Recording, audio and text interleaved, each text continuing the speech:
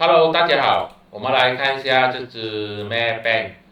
这几天呢，它又去挑战这个52周新高8.79。它星期五收盘的时候是8.74，已经是非常接近了。它底下的支撑就是8.55，就是我之前画的这条线，也就是这前高这边。可以去追吗？个人认为不要追吧，因为我觉得这个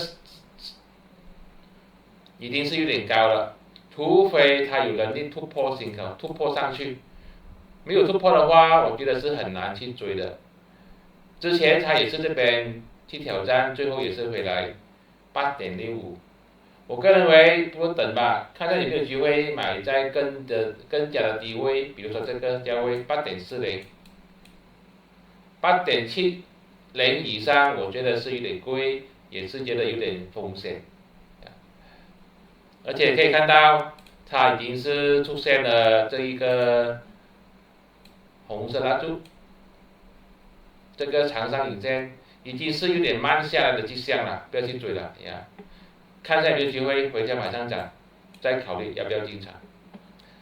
这是我的个人看法，并没有任何的买卖建议，谢谢大家。